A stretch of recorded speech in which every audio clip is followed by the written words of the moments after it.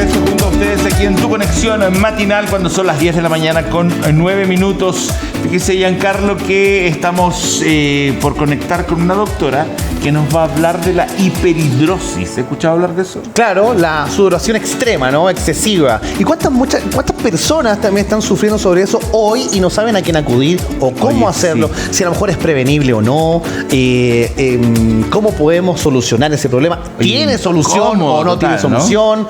Muchas interrogantes que se pueden estar haciendo hoy día en sus casas. Así es. Vamos a conectar con la doctora Valeria Biuso del programa de hiperhidrosis de la Clínica Universidad de los Andes. ¿Cómo está, doctora? Hola, ¿qué tal? Buenos días, doctora. Muchas gracias por este contacto y poder explicarnos, ¿no? Contarnos un poco, enseñarnos sobre esto de la sudoración extrema, ¿no? O hiperhidrosis. Esto es... Bueno, cuéntenos ustedes, ¿qué es lo que es? ¿Qué significa? ¿Qué, para yo saber si tengo o no, tengo que sudar mucho? ¿Cuáles son visualmente qué es lo que es para yo decir tengo este problema o no? Sí, mira, la hiperhidrosis es una sudoración excesiva que se produce habitualmente en áreas específicas del cuerpo. Lo más habitual es que los pacientes refieran una sudoración excesiva que puede ir en la zona facial, axilar, palmar o plantar. Esas son como las zonas más habituales. El porcentaje de la población que tiene una hiperhidrosis real es cercana al 3 a 5% de la población. Sin embargo, hay cerca de un 10% que refiere a una sudoración excesiva. Y algo para, en el fondo, saber si es que uno necesita buscar ayuda, lo primero es saber las alteraciones de la calidad de vida que eso a uno le produce, ¿ya? La mayoría de los pacientes empiezan con esta sudoración excesiva antes de los 25 años, habitualmente durante la etapa de la pubertad, empieza ya a ser un problema real de la vida diaria, muchas veces con alteraciones de la autoestima, fobia social, empiezan a evitar a ir a algunas partes porque mojan sus camisetas o no pueden saludar a las personas de la mano porque tienen sudoración excesiva a nivel palmar. Muchos estudiantes también refieren que se les resbalan los lápices, mojan los cuadernos. Por lo tanto, también es una alteración propia de la calidad de vida y tiene que ser evaluada con un especialista a ver qué tipos de soluciones se le pueden ofrecer. Doctora, pero cuando usted dio todas estas razones, estas fórmulas, dijo fobia social, un tema psicológico, un estrés, pero no la escuché decir como que algo físico. ¿Todo tiene que ver con la psiquis o puedo nacer con una condición glandular? Porque claro, uno transpira si hace ejercicios, uno transpira si tú, por ejemplo, que estás siempre en escenario, si te pones un poco nervioso, vaya a salir, pero estar calmado en una fiesta con amigos no voy a transpirar. Bueno, es que eso es lo que en el fondo diferencia la hiperhidrosis de sudar porque uno está nervioso solamente. O sea, todos sudamos y eso también tienen que los pacientes tenerlo en consideración. Muchos tienen una percepción de que sudan más que el resto, pero la hiperhidrosis en sí es una desregulación que se produce a nivel nervioso frente a estímulos que habitualmente producen transpiración. Por ejemplo, sabemos que hay estímulos como el ejercicio, como el calor, que van a producir transpiración en todas las personas. Pero ¿qué pasa en la gente que tiene hiperhidrosis? Es una transpiración excesiva frente a un estímulo que ya produce transpiración y que muchas veces puede persistir a pesar de que el estímulo ha desaparecido, ¿ya? Nosotros transpiramos para eliminar calor, ¿ya? En el fondo regular la temperatura corporal, y lo que sucede en la gente que tiene hiperhidrosis es que además se transpira de manera excesiva para la termorregulación. Pasa, por ejemplo, muchas personas con hiperhidrosis de las palmas de las manos que suelen tener las palmas de las manos siempre frías porque transpiran mucho. La transpiración produce una baja en la temperatura corporal y ellos al transpirar excesivamente las palmas de las manos las tienen transpiradas pero heladas. Y eso es bien frecuente, que en el fondo es, aparte de la sensación que tiene la persona de que es molesto socialmente, es una condición real por una alteración a nivel del sistema nervioso. Doctora, y fuera de a lo mejor algún tratamiento médico, ¿no existen productos hoy día que la gente pueda echar mano para este tipo de situaciones? Porque entiendo que pueden ser más excesivas que otras, ¿no? Pero también puede ser molesto. Entonces, a lo mejor me transpiran las manos, pero no tanto, pero igual me molesta. Entonces, ocupo un remedio o qué sé yo, un jabón, no lo sé. ¿Eso existe? ¿Eso se echa a mano o siempre tiene que ser visto con un especialista? Y lo que pasa es que, como mencionaba recién, dentro del espectro de la sudoración excesiva, cerca del 10% de la población puede tener sudoración excesiva, pero lo que realmente va a ser hiperhidrosis propiamente tal, que es esta desregulación del sistema nervioso, que es algo real, no es algo que la persona sienta, es cerca del 3 a 4% de la población. Ahora, siempre hay que verlo con un especialista porque efectivamente, como dices tú, existe una gama de tratamientos que van desde, por ejemplo, en el tema de la sudoración axilar, tenemos algunas desodorantes en base a aluminio, por ejemplo, que se utilizan para el tratamiento de la hiperhidrosis cuando es un poco más leve, pero hay que tener en consideración que todos los tratamientos médicos, con pastillas, con cremas, con desodorantes, son tratamientos dependientes de este fármaco. Al suspender este fármaco o al suspender esta crema o al suspender el desodorante, los síntomas van a reaparecer. ¿Ya? Por lo tanto, no son tratamientos a largo plazo. Ahora, cuando nosotros queremos algo a largo plazo, tenemos otros tipos de tratamientos dependiendo de la zona donde sea en el fondo la hiperhidrosis. Si es, por ejemplo, a nivel axilar, tenemos lo que se conoce como Botox, ¿ya? El problema del Botox es que el Botox tiene una duración que va alrededor de los 6 meses, dependiendo de cada persona, puede ser entre 3 a 8 meses, lo cual significa que cada cierto tiempo la persona tiene que ponerse Botox nuevamente en las glándulas sudoríparas de la axila para evitar la sudoración, ¿ya? En la clínica también en la Universidad de los Andes tenemos un sistema que se llama Miradry, que es un sistema de microondas que lo que hace es que a través de se produce una ablación de las glándulas sudoríparas. Las glándulas sudoríparas no se regeneran, por lo tanto al quemarlas con microondas tiene un efecto más permanente, que al menos en nuestra clínica los datos revisados tienen una satisfacción al año cercana al 70-80%, ¿ya? Porque se produce, es un tratamiento local, ¿cierto? No implica cirugía, es con una anestesia local, en una sala de procedimiento, el paciente llega, después se hace el procedimiento y se va, y eso tiene una satisfacción como cercana al 70% al año, ¿ya?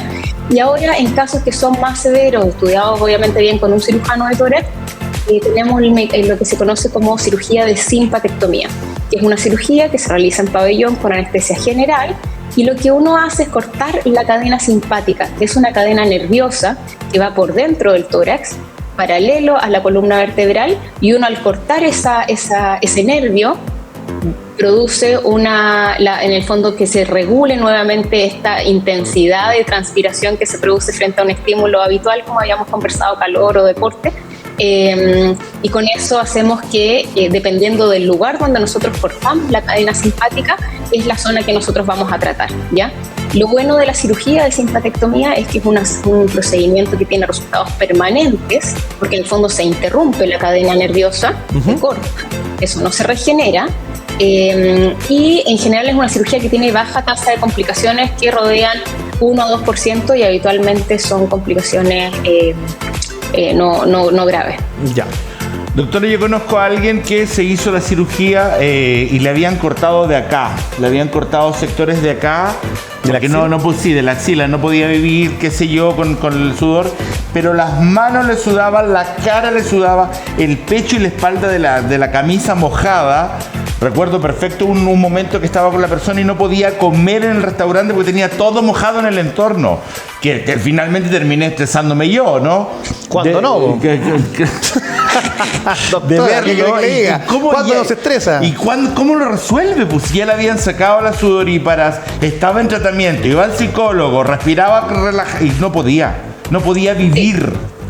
Cuando uno hace la cirugía de simpatectomía, uno tiene ahí, cada persona tiene que conversar con su médico tratante, pero algo que yo siempre converso con mis pacientes, yo soy cirujana, por lo tanto es una cirugía que realizo, siempre converso con los pacientes y el riesgo de lo que tú mencionaste se conoce como sudoración compensatoria, que básicamente cuando en el fondo yo consulto al especialista porque me transpiran las axilas, como mencioné anteriormente, uno corta la cadena simpática a cierto nivel. La cadena simpática tiene ciertos niveles y uno escoge el nivel específico según quiera tratar las axilas, las palmas de las manos, etc. El nivel que uno corta para las axilas es, uno en específico, pero lo que puede pasar es que el cuerpo, de manera compensatoria, empieza a sudar por otras partes. Lo más habitual es la espalda, la guatita o el entrepiernas, por ejemplo. ¿ya? Ahora, la sudoración compensatoria es variable, ¿ya? Las series internacionales hablan de entre 3, incluso 90%, pero realmente la sudoración compensatoria, que es un problema, es cercana al 3%. ¿Ya? Porque muchos pacientes, por ejemplo, yo tengo pacientes en la consulta que me dicen, ¿sabe qué, doctora? Me transpiran demasiado las manos, no puedo saludar a la gente, voy a una reunión. Yo tenía una paciente que operé hace un tiempo atrás que había estado a perder 2 iPhones, porque era tanto el nivel, mojaba los teléfonos, que los echaba a perder. Entonces yo la operé a ella, hablé del tema de la sudoración compensatoria, que es algo que uno siempre habla con los pacientes, y ella me decía, ¿sabe qué, doctora? No me importa, como con tal de que me solucione esto. Y la verdad es que en general los pacientes de simpatectomía que se operan de las palmas de las manos tienen bajo riesgo de sudoración compensatoria. Ya. Y habitualmente la sudoración compensatoria, cuando se presenta, es leve, y habitualmente también es mucho menos el problema por el cual consultaron habitualmente. Como decía previamente, los pacientes que se arrepientan de la cirugía o que tienen una sudoración compensatoria mayor al problema inicial por el cual consultaron son alrededor del 3% solamente.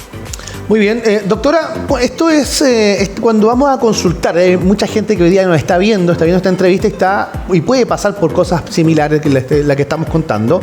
Hay pasos, ¿no? Imagino que en principio uno tendría que ver a un dermatólogo, una dermatóloga primero, digamos, entendiendo quizás que a lo mejor no es tan excesivo, o algo que me molesta un poco, o qué sé yo, que a mí me pasa, no a mí, me pasó, digamos, con unos amigos que me molesta que sude tanto cuando entreno. Pero digo, pero es lógico, o sea, si estás entrenando, tienes que sudar. Pero es como, claro, más de lo normal que una persona suda cuando entrena, digamos, ¿no? Cosas como esa.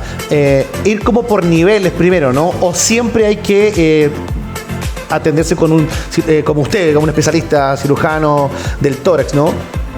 Sí, lo que pasa es que también depende, uno tiene que saber que la sudoración excesiva también depende en qué zona me dé. Porque si yo voy al gimnasio a entrenar y transpiro de todas partes, es decir, transpiro desde la punta del pelo en la cabeza hasta los pies, raramente vamos a tener nosotros como cirujanos una opción de tratamiento para esa persona. En el fondo, la sudoración, eso califica más como sudoración excesiva que hiperhidrosis propiamente tal. Ok, ya. Porque en el fondo es como una sudoración más generalizada. Y los tratamientos que mencioné recién, el Botox, el Miradrag, que son las microondas, y la cirugía, son para lugares específicos donde se produce la hiperhidrosis, que como mencionaba recién, no es que yo tenga una sudoración completa del cuerpo y decir tengo hiperhidrosis. Habitualmente son zonas más específicas, que va la zona craneofacial, axilar, palmar o plantar. Esas son y esas son sujetas de tratamiento específico como los que mencionamos recién. Pero si uno va al gimnasio y es que transpira mucho generalizado, habitualmente es más una sudoración excesiva que una hiperhidrosis propiamente tal, que como mencionaba, la sudoración excesiva puede ser 10% de la población, pero la real hiperhidrosis es cerca de un 3 a un 4%. Muy bien. Okay. Oiga, doctora, ¿y tiene algún punto positivo esto? ¿Las personas que sudan más o están más delgadas o les afecta menos el verano o no tienen nunca cálculos renales porque tienen más agua, porque botan sal por la piel? ¿Pasa eso o no? No, la verdad es que en general es algo que sirve para muchas áreas. El sudar, uno no baja de peso sudando. Lo único que produce el cuerpo es que se deshidrata. Por lo tanto, hacer ejercicios, si salgo a trotar con más calor o si salgo a trotar con menos calor, voy a bajar más o menos de peso. La verdad es que lo único que voy a lograr es deshidratarme más o menos. ¿Ya? En este caso, la gente que suda más no necesariamente es más delgada. Claro, y eso, aunque más grasa, claro. Claro, y eso corre para todos los aspectos de la vida en general. Y lo último que quiero agregar, si es que no hay más preguntas, es que es importante que cuando vayan a consultar con su especialista vean que la sudoración no tenga otra causa. Y eso también nosotros tomamos una historia clínica detallada del paciente, porque la hiperhidrosis puede ser primaria, es decir, sin causa, que tiene una desregulación del sistema nervioso, pero puede también ser secundaria. Algunos fármacos, a enfermedades como el hipertiroidismo, obesidad, perimenopausia, premenopausia, alteraciones hematológicas, etcétera. Entonces siempre, tuberculosis, incluso pacientes pueden tener sudoración excesiva.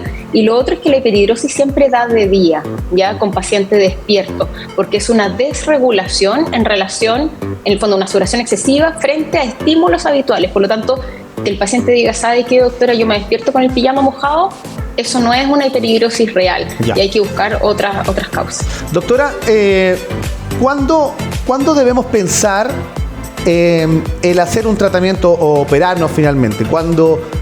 Cuando nos sentimos incómodos, cuando este problema o esta situación nos causa algo a nosotros como persona, digamos, el tema de lo que usted decía, me da vergüenza saludar o me da vergüenza que me vean, qué sé yo. Cuando se genera eso, o siempre es importante consultar porque podría traer otras consecuencias el mantener este problema, ¿no? Esta hiperhidrosis. La verdad es que el paciente de hiperhidrosis nosotros ofrecemos tratamiento cuando produce una alteración en la calidad de vida. Ya. Si el paciente efectivamente transpira mucho, pero vive en Alaska y la verdad es que vive solo y no le preocupa, no le incomoda, no es necesario que uno ofrezca una cirugía para alguien que no significa un problema, porque aparte de ser un problema y alteración de la calidad de vida, no produce otro tipo de cosas siempre y cuando son una hiperhidrosis primaria. Perfecto, como mencionaba recién, también hay que descartar que no sean otras cosas. Perfecto. Pero cuando es una hiperhidrosis real primaria, nosotros ofrecemos tratamiento en la medida que el paciente diga que tiene una alteración importante de su calidad de vida. ¿Ya? Y muchos trabajos han mostrado que la mejoría en la calidad de vida después de una cirugía o de un tratamiento permanente puede llegar incluso entre los 30 días, 5 años y 10 años plazo a una satisfacción cercana al 90%. Perfecto. ¿Ya? Y eso es muy importante para estos pacientes, especialmente considerando que la hiperhidrosis primaria parte incluso antes de los 25 años, que es una edad bien crítica en términos de autoestima, de sociabilización, relación con el medio y exponerse. Hacen deporte los jóvenes alrededor de los 20 años, entonces eso es bien relevante. Perfecto. Ok, doctora, ¿cuánto tiempo y cuánta plata es aproximado entre que me siento con la hiperhidrosis, voy al doctor y me lo resuelven? Bueno, eso va a depender de varias cosas. Uno, si uno es FONASA o es ISAPRE, dependiendo si se atiende en el hospital público o se atiende en una clínica privada, y del tipo de tratamiento también. O sea, si quizá lo mío es algo leve, y hay pacientes que me consultan porque tienen una hiperhidrosis leve de axilaria, también con desodorantes de envase aluminio, por ejemplo, y no requieren nada más. Bueno, eso la verdad es que no es muy caro, pero si ya requieren tratamiento hay que considerar que la cirugía de simpatectomía tiene el código FONASA, lo cual significa que es reembolsable por ISAPRE. Súper bien. Porque ahí, si es que tienes ISAPRE y quieres atenderte en una clínica, la ISAPRE te cubre eso. ¿Ya? El valor depende del plan de ISAPRE que tengas, la cobertura y donde tú te atiendas, es que tiene efectivamente una cobertura mayor o menor. Claro. Y los otros tratamientos, que son Botox y Miradry, en general no tienen cobertura por ISAPRE porque no tienen código FONASA, y ahí, bueno, va a depender del lugar donde uno lo haga, el costo que va a tener. ¿Ya? Pero como digo, la cirugía sí está cubierta porque tiene código FONASA, por lo tanto es reembolsable. Muy bien, doctora, agradecemos su tiempo, creo que hemos aprendido muchísimo. El consejo, el mensaje es a consultar, si se siente incómodo o incómoda, a consultar con un especialista, a ver si es necesario o un desodorante especial, o una cirugía o algún tratamiento en específico. Doctora, de verdad, muchísimas gracias por todo el tiempo que estamos. Sabemos que está muy ocupada en este mundo de la medicina, así que agradecemos que se haya tomado el tiempo. Que esté bien, doctora. No, muchas gracias a usted, muy amable. Chao. Ahí está la doctora Valeria Abuizo, cirujano del tórax del programa Sudoración y Hiperdrosis de la Clínica Universidad de los Andes. Oye, bien complejo el tema, ¿no? Sí. Pero a consultar. A consultar, sí. Nos vamos a un corte. Vamos a la pausa. De regreso tenemos mucho más para ustedes. Conversaciones como esta, tan interesantes, y otras mucho más también, aquí en TVR por tu conexión matinal 14.1, no se olvide. Y en Viña, también por BTR. 101. El 101 en BTR. Saludos a la gente de Viña Valparaíso también que nos ve. Pues vamos a la pausa. Me pillaste en el aire. Está sudando. Vamos a la pausa y volvemos.